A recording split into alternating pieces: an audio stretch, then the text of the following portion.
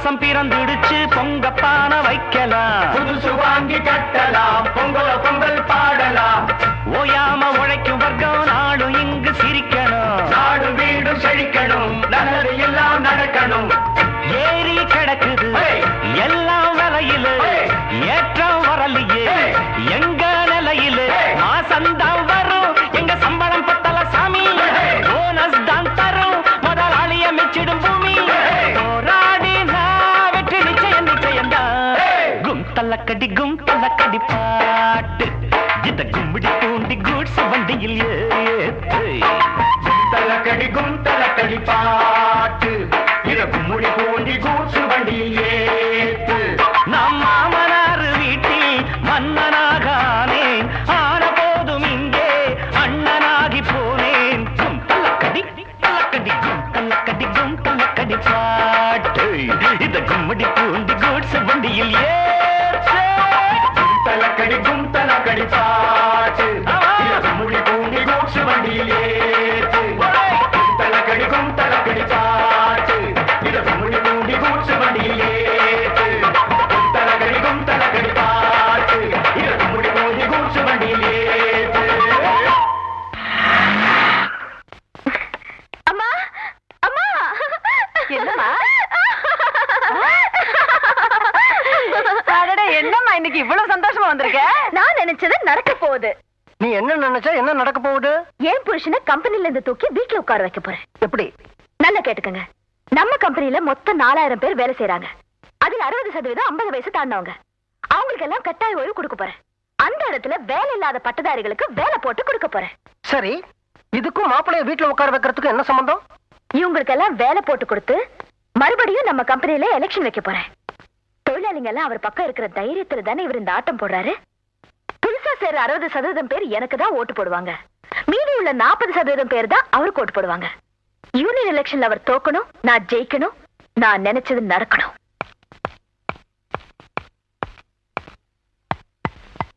என்னையா பொண்ணு இப்படி ஒரு முடிவு எடுத்திருக்கு? இவளுடைய ஒவ்வொரு முடிவும் மாப்பிள்ளையோட ஆரம்பம். சாந்தி தேவி இண்டஸ்ட்ரியல்ஸ்ல வேலை செய்யற எல்லா தொழிலாளிகளுக்கும் ஒரு முக்கியமான விஷயத்த சொல்ல போறேன். எல்லாரும் கவனமா கேளுங்க. இந்த ஃபேக்டரியில நான் ஒரு புது திட்டத்தை கொண்டு வர போறேன். 50 வயசுக்கு மேல இருக்கிற எல்லாருக்கும் வாலண்டரி ரிட்டையர்மென்ட். அதாவது உங்க 60 வயசு வரைக்கும் மீதி 10 வருஷம் சம்பளத்தை இப்பவே கொடுத்துருக்கோம். வேலை இல்லாத பட்டதாரிகளுக்கு உங்க வேலை தரப்போறேன். உங்களுக்கு பணம் கிடைச்ச மாதிரி இருக்கும், அவங்களுக்கு வேலை கொடுத்த மாதிரி இருக்கும். நம்ம கம்பெனி இன்னும் பெருசா வரும். இதுக்கு நீங்க எல்லாரும் ஒத்துழைக்கணும்.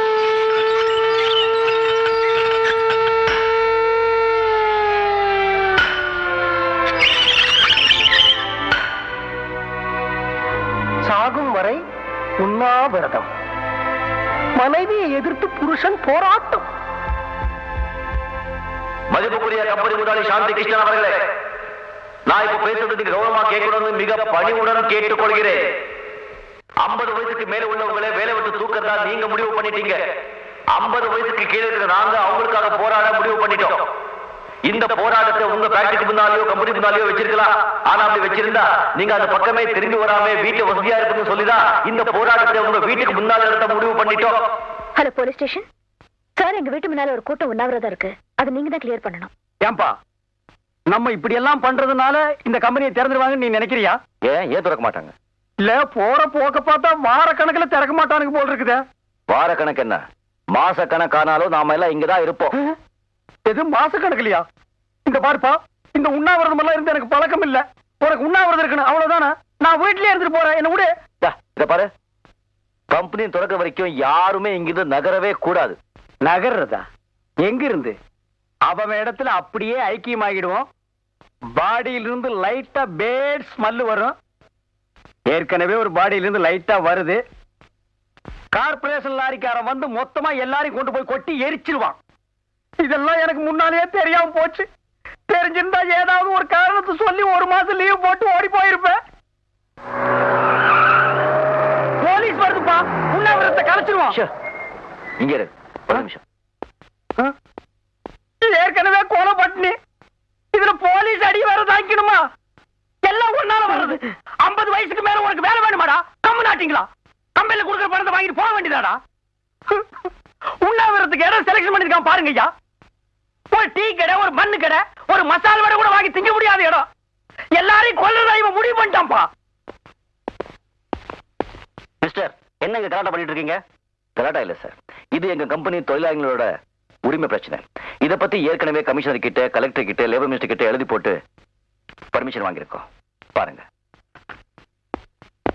சார். என்ன கமிஷனர் பேசினாரு, இவங்களுக்கு ப்ரொடெக்ஷன் கொடுக்க சொன்னாரு. நம்ம ஸ்டேஷன்ல இருந்து 2 பேரும் டே நைட் இங்க காவலுக்கு இருக்க சொன்னார் சார். அவங்க தான் உண்ணாவிரதம்னு பட்னியா இருக்கிறாங்க. நீங்க ஏன் பட்னியா இருக்கணும்? வந்து சாப்பிடுங்க, சாப்பாடுலாம் ஆறி போகுது. நான் ஏன் பட்னியா இருக்கணும்? 4 வேளையும் சாப்பிட போறேன்.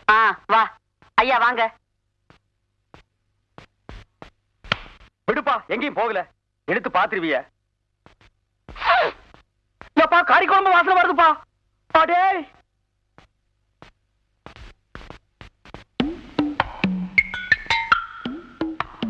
ஏய், சாப்பிடுறாங்க போ.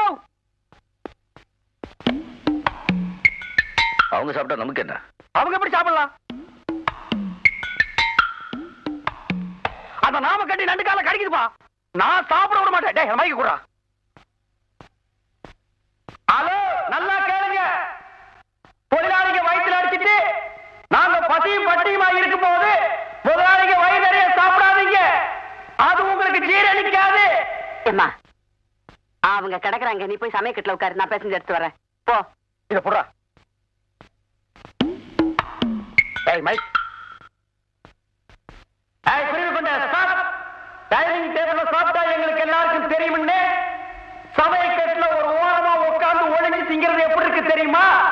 4 தெருவுல பிச்சை எடுத்து வந்து திங்கிற மாதிரி இருக்குது. அம்மா, எனக்கு வேண்டாம்.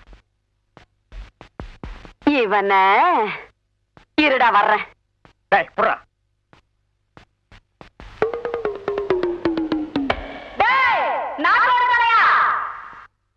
நல்லா கேட்டுக்க. உண்ணாவிரதம் உங்களுக்கு தான், எங்களுக்கு இல்ல. நாங்க என்ன வேணாலும் தின்போம். அதை கேட்கறதுக்கு நீ யாரு? இந்த பாரு, அவங்களோட சேர்ந்து கத்தாம ஒழுங்கா மரியாதையா சமயக்கட்டு பக்கமா வந்தீங்கன்னா மீன் குழம்பு, கோழி குருமா, அவிச்ச முட்டை, நண்டு வறுவல், காடை, கவுதாரி எல்லாம் சமைச்சு வச்சிருக்கேன். வந்து வாங்கி முழுங்கிட்டு போ. அதை விட்டுட்டு அனாவசியமா கத்துன, அப்புறம் முழுங்கறதுக்கு வாயில எச்சி கூட இல்லாம போயிடும். ஏய், இத புறா, நான் வரேன். இங்க பார், தண்ணியிலே இருக்கும் மீன் கருவாடாகலாம், ஆனால் கருவாடு மீனாக முடியாது. எங்களுக்கு லட்சியம் தான் முக்கியம். என்ன உடம்பாட்டேங்கம்மா, முடிகிறட. அப்ப கண்டிப்பா வந்து கார்பரேஷன் லாரிடா, கவலையே படாத.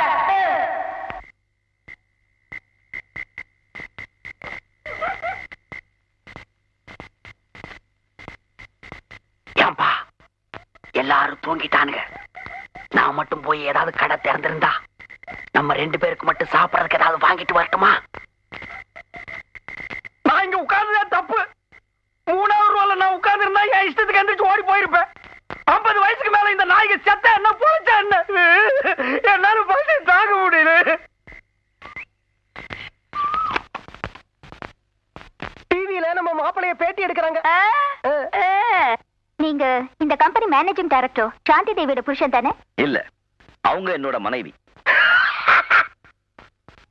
எப்படி உங்க மனைவியை எதிர்த்து உங்களால போராட்டம் நடத்த முடியுது? மனைவியை எதிர்த்து இல்ல, முதலாளியை எதிர்த்து, அவங்க கொள்கையை எதிர்த்து. நீங்க இப்படி பண்றதுனால உங்க முதலாளிக்கு நஷ்டம் வராதா? அவங்களுக்கு லாபம் இருக்கிறதுனால தான் கம்பெனியை மூடுறாங்க.